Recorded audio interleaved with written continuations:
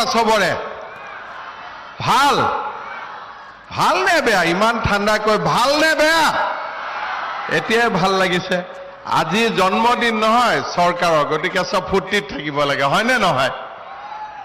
আমাৰ মাজত উপস্থিত বিটিআৰৰ প্ৰধান প্ৰমোদ বড়ো ডাঙৰীয়া অসম চৰকাৰৰ সন্মানীয় মন্ত্ৰী ইউজি ব্ৰহ্ম ডাঙৰীয়া মন্ত্ৰী অশোক সিংঘাল ডাঙৰীয়া বিটিআৰৰ ডেপুটি CM গোবিন্দ চন্দ্ৰ বসুমতাৰী ডাঙৰীয়া বিটিআৰৰ স্পিকাৰ কাতিৰাম বড়ো ডাঙৰীয়া ডেপুটি স্পিকাৰ অভিৰাম মহানায়ক ডাঙৰীয়া সন্মানীয় বিধায়ক অজয় ৰয় ডাঙৰীয়া লৰেন্স ইছলাৰী ডাঙৰীয়া জিৰণ বসুমতাৰী ডাঙৰীয়া জয়ন্ত বসুমতাৰী ডাঙৰীয়া বিটিআৰৰ বিষয়া কৰ্মচাৰীসকল EM সকল আই মাতৃসকল আৰু যুৱক যুৱতী বন্ধু বান্ধৱীসকল পোনপ্ৰথমে মই আজিৰ এই সুন্দৰ দিনটোত বিটিআৰৰ গৌৰৱ উজ্জ্বল 3টা বছৰত ভৰি দিয়াৰ বাবে মই আমাৰ বিটিআৰৰ প্ৰধান প্ৰমোদ বড়ো ডাঙৰীয়া তেখেতৰ সতীৰ্থ বিটিআৰৰ কাৰ্যবাহী সদস্যসকল পৰিষদীয় সদস্যসকল UPPL বিজেপি আৰু GSP দলৰ নেতৃত্ব আৰু কৰ্মকৰ্তাসকলক আৰু লগতে সমগ্ৰ বিটিআৰবাসীক আন্তৰিক অভিনন্দন জনাইছো এখন শান্তিপূৰ্ণ আৰু বিকশিত বিটিআৰ নিৰ্মাণৰ দিশত জনগণে আগবঢ়োৱা অৰিহণাৰ বাবে বিটিআৰবাসীক দিনটোত মই মহান জাতীয়তাবাদী নেতা বড়ো জাতিৰ অন্যতম পথিকৃত বডোফা উপেন্দ্ৰনাথ ব্ৰহ্ম ডাঙৰীয়াৰ প্ৰতিও মোৰ গভীৰ শ্ৰদ্ধা নিবেদন কৰিছো বড়োসকলৰ অৰ্থনৈতিক সামাজিক অৱস্থাৰ উন্নয়নৰ লগতে গণতান্ত্ৰিক আন্দোলনৰ নেতৃত্ব দিয়া বডোফা উপেন্দ্ৰনাথ ব্ৰহ্মৰ প্ৰচেষ্টাত বড়োসকলৰ আত্মনিয়ন্ত্ৰণৰ আন্দোলনে শক্তিশালী ৰূপ ধাৰণ কৰিছিল বডোফাৰ নেতৃত্বতে বড়োসকলৰ সমস্যাৰ প্ৰতি সমগ্ৰ দেশৰ দৃষ্টি আকৰ্ষিত হৈছিল আৰু বড়ো ভূমিয়ে স্বায়ত্ত শাসনৰ অধিকাৰ লাভ কৰিবলৈ সক্ষম হৈছিল সেয়ে আজিৰ এই সুন্দৰ দিনটোত মই বডোফা উপেন্দ্ৰনাথ ব্ৰহ্ম ডাঙৰীয়াৰ প্ৰতি কৃতজ্ঞ অসমবাসী ৰাইজৰ হৈ আকৌ এবাৰ ধন্যবাদ আৰু কৃতজ্ঞতা জ্ঞাপন কৰিছো শ্ৰদ্ধাৰ ৰাইজ বড়ো ভূমিৰ সম্পদ আৰু সম্ভাৱনাক গতিশীল নেতৃত্বৰে আগুৱাই নিয়াৰ যাত্ৰা আজিৰ পৰা 3 বছৰ পূৰ্বে আপোনালোকৰ মৰম চেনেহ আৰু আশীৰ্বাদ শিৰত লৈ বিটিআৰত UPPL বিজেপি আৰু GSPৰ মিত্ৰজোঁটৰ চৰকাৰ গঠন হৈছিল পূৰ্বৰ যিখন বিটিআৰ চৰকাৰ আছিল সেই চৰকাৰখনৰ দিনত পৰ্বতসমৰ দুৰ্নীতি আছিল বিটিআৰৰ উন্নতি ব্যাঘত হৈছিল বড়ো অনাবড়ো ৰাইজৰ মাজৰ সমন্বয়ৰ সাকোডাল ভাঙি গৈছিল যোৱা 3টা বছৰত মই অত্যন্ত গৌৰৱ অনুভৱ কৰোঁ যে বিটিআৰৰ মুখ্য কাৰ্যবাহী সদস্য বিটিআৰ প্ৰধান প্ৰমোদ বড়ো ডাঙৰীয়াৰ নেতৃত্বত আজি বিটিআৰ এক শান্তি আৰু সমন্বয়ৰ নতুন দ্বীপলৈ পৰিৱৰ্তিত হৈছে তাৰ লগে লগে আজি বিটিআৰ অঞ্চলত এক উন্নয়নৰ নতুন দিগন্ত আৰম্ভ হৈছে অলপ আগতে সুপাৰ 50ত অধ্যয়ন কৰি IITৰ দৰে প্ৰখ্যাত অনুষ্ঠানত নামভৰ্তি কৰিবলৈ সক্ষম হোৱা বড়ো ছাত্ৰ ছাত্ৰী বড়োলেণ্ডৰ ছাত্ৰ ছাত্ৰীসকলক আমি সম্বৰ্ধনা জনাইছো বড়োলেণ্ডত আজি হিংসাৰ পৰিৱৰ্তে শান্তিৰ এক নতুন আন্দোলন আৰম্ভ হৈছে বড়ো আৰু অনাবড়ো লোকসকলৰ মাজত সমন্বয়ৰ এটা নতুন পৰিৱেশ নিৰ্মাণ হৈছে আজি বিটিআৰ উন্নয়ন আৰু প্ৰগতিৰ দিশত আগবাঢ়িছে। প্ৰধানমন্ত্ৰী নৰেন্দ্ৰ মোদী ডাঙৰীয়াৰ নেতৃত্বত যেতিয়া বিটিআৰ চুক্তি স্বাক্ষৰিত হৈছিল, তেতিয়া আমি বিটিআৰ চুক্তিত দিয়া প্ৰত্যেকটো প্ৰতিশ্ৰুতি আমি আখৰে আখৰে পালন কৰিবলৈ চেষ্টা আৰম্ভ কৰিছিলোঁ। আজি বিটিআৰৰ সীমা অসমৰ গহপুৰলৈকে আজি সম্প্ৰসাৰিত হৈছে। বনভূমিত জনজাতীয় লোকসকলে অধিকাৰ লাভ কৰিছে আৰু তাৰ লগে লগে বড়োলেণ্ডত আজি উন্নয়নৰ এটা নতুন দিগন্ত আৰম্ভ হৈছে। প্ৰধানমন্ত্ৰী নৰেন্দ্ৰ মোদী ডাঙৰীয়া আৰু গৃহমন্ত্ৰী অমিত শ্বাহ ডাঙৰীয়াৰ প্ৰচেষ্টাত বড়ো ভূমিক সদায়ে নতুন নতুন উন্নয়নৰ প্ৰকল্পৰে আগুৱাই লৈ যোৱাৰ বাবে আজি বিভিন্ন প্ৰচেষ্টা আৰম্ভ হৈছে। যোৱা কেইদিনমান আগতে আপোনালোকে সকলোৱে শুনিছিলে যে উত্তৰাখণ্ডৰ টানেলত কাম কৰিবলৈ যাওঁতে সঞ্জয় বসুমতাৰী আৰু ৰাম প্ৰসাদ নাৰ্জাৰী কেনেকৈ টানেলত বন্ধ হৈ আছিল। প্ৰধানমন্ত্ৰী নৰেন্দ্ৰ মোদী ডাঙৰীয়াৰ প্ৰচেষ্টাত 17 দিন ভাৰতৰ সেনাবাহিনী NDRF আৰু প্ৰযুক্তিৰ সহায়ত যুদ্ধ কৰি সঞ্জয় বসুমতাৰী আৰু ৰাম প্ৰসাদ নাৰ্জাৰীক জীৱন্তে প্ৰধানমন্ত্ৰী নৰেন্দ্ৰ মোদী ডাঙৰীয়াই নিজ জন্মভূমিলৈ আকৌ এবাৰ পঠিয়াই দিছিলে। আজি তেনে এক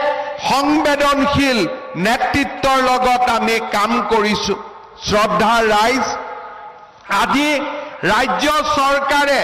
বড়োভূমিৰ উন্নয়নৰ কাৰণে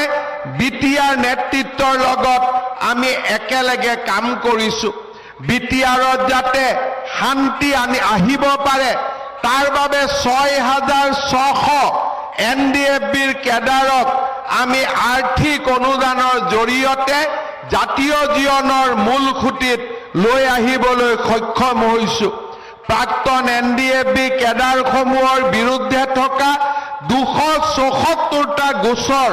আমি এতিয়ালৈকে প্ৰত্যাহাৰ কৰিবলৈ পাৰিছো। বড়োলেণ্ড আন্দোলনৰ শ্বহীদ পৰিয়ালসকলৰ লগতে যিসকল আদিবাসী বা আন জনগোষ্ঠীৰ লোকেও বড়ো আন্দোলনৰ সময়ত প্ৰাণ আহুতি দিছিল, তেখেতসকলৰ পৰিয়ালৰ বাবেও আজি আমি পুনৰ সংস্থাপনৰ কাম কৰিছো। বিটিআৰত আগত যিখন চৰকাৰ আছিল, সেই চৰকাৰখনে বিটিআৰৰ মূৰত 3,000 কোটি টকাৰ ধাৰ থৈ গৈছিলে। এটা এটাকৈ কম্বলৰ পৰা আৰম্ভ কৰি বজাৰত যি দাম হয় তাতকৈ 50 গুণ 100 গুণ দামত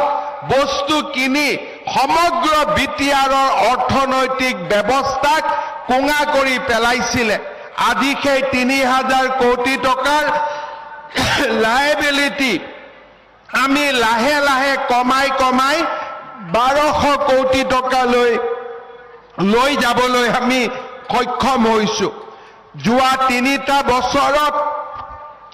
72,000 লোকক ভূমি পট্টা বিতৰণ কৰা হৈছে, য'ত বড়ো লোক আছে, অনাবড়ো লোক আছে, আৰু 10,000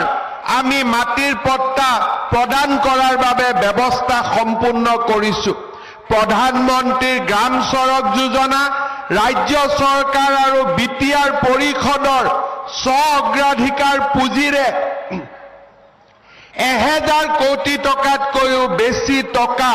ৰাস্তা ঘাট নিৰ্মাণৰ কাৰণে ব্যয় কৰা হৈছে আৰু অসম মালাৰ দৰে আঁচনি আমি বিটিআৰত ৰূপায়ণ কৰি বিটিআৰৰ উন্নয়নক এটা নতুন দিগন্তলৈ লৈ যাব পাৰিছো। যোৱা 3টা বছৰত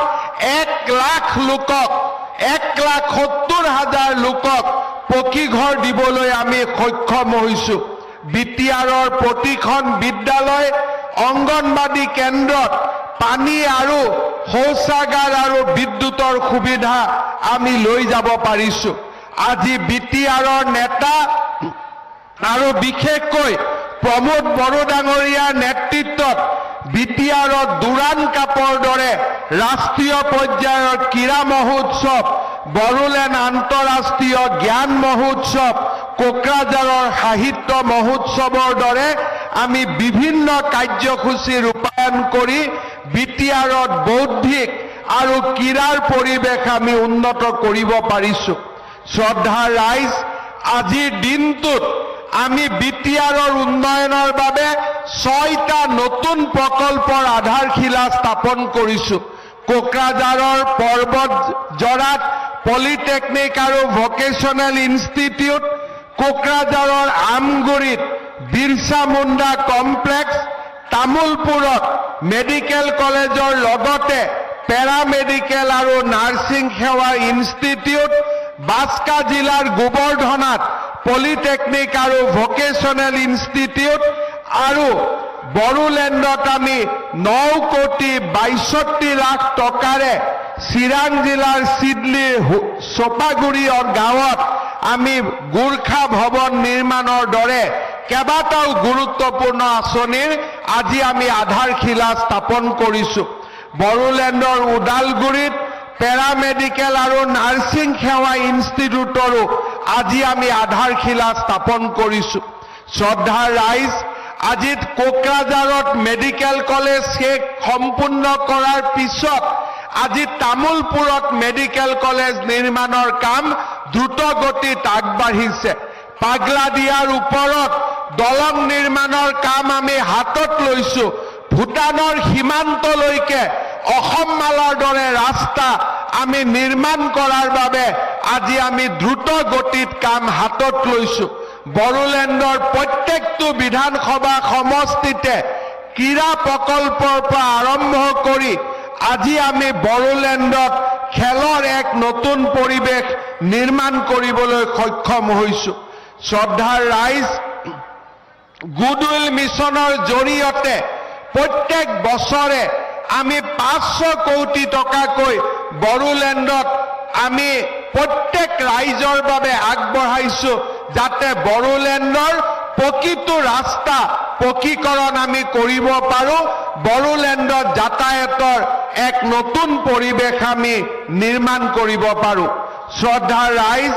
বিটিআৰক আমি সকলোৱে আজি বিটিআৰ প্ৰশাসনক ধন্যবাদ জনাম যে ছুপাৰ 50ৰ প্ৰথমবাৰ আৰম্ভ কৰিয়ে 5জনকৈ ছাত্ৰ ছাত্ৰী আজি IITৰ দৰে শিক্ষানুষ্ঠানত নামভৰ্তি কৰিবলৈ সক্ষম হৈছে। গুণোৎসৱত পৰীক্ষাৰ ফলাফল ভাল হৈছে আৰু তাৰ লগে লগে মেডিকেল আৰু ইঞ্জিনিয়াৰিং কলেজত চিট পোৱা ল'ৰা ছোৱালীৰ সংখ্যা বাঢ়িছে। আজি আমি সকলোৱে উন্নয়নমূলক পৰিৱেশৰ লগত এটা কথা আজি আমি সকলোৱে স্বীকাৰ কৰিব লাগিব